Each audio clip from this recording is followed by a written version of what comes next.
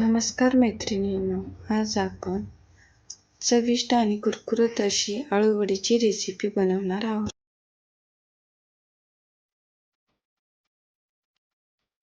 आपण अळूची पाने स्वच्छ धुवून घेतलेली आहे.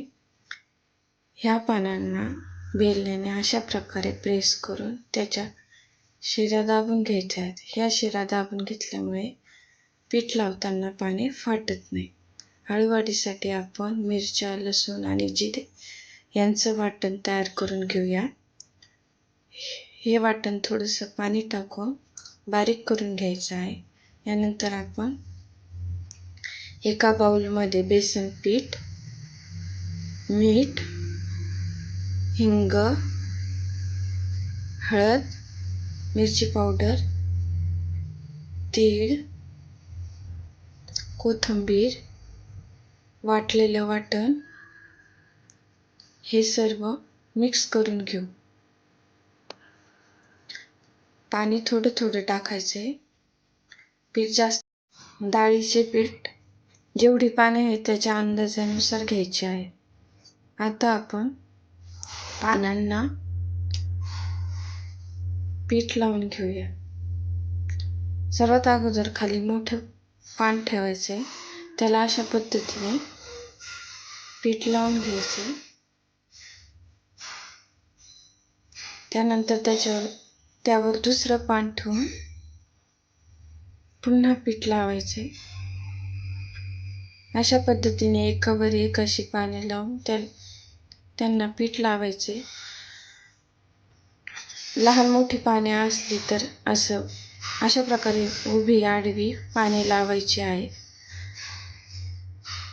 या पद्धतीने पाने दुमडून त्याचा रोल बनवायचा आहे. असा जर रोल बनवला तर तो सुटत नाही. सर्व पानांना आपण आता पीठ लावून घेऊ.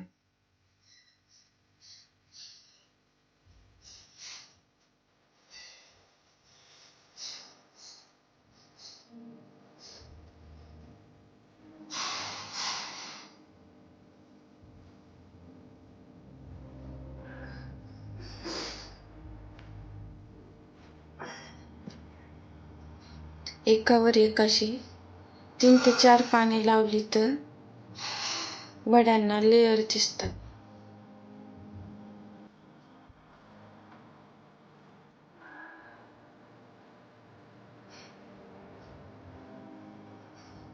सर्व रोल तयार करून झाले आहे.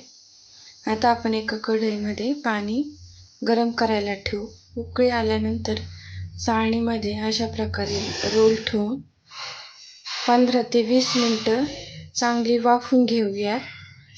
चांगली वाफून घेतली म्हणजे घशाला चरचर होत नाही. पाने शिजली की नाहीत हे चाकूने अशा प्रकारे चेक करून बघायचे. जर रोल पूर्णपणे थंड झाल्यानंतर त्याचे चाकूने व्यवस्थित काप करून घ्यायचे. या पद्धतीने काप करून घ्यायचे.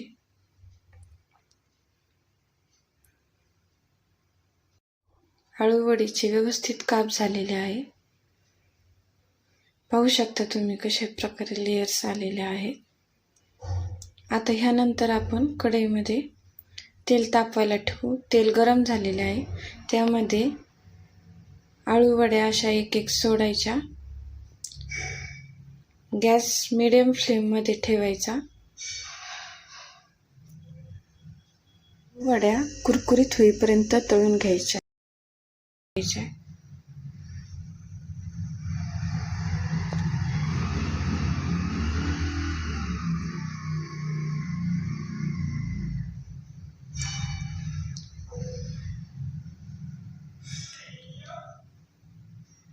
या पद्धतीने सर्व अळूवड्या तळून घ्यायच्या. गॅसची फ्लेम कमी जास्त करून सर्व अळूवड्या तळून घेतल्यात.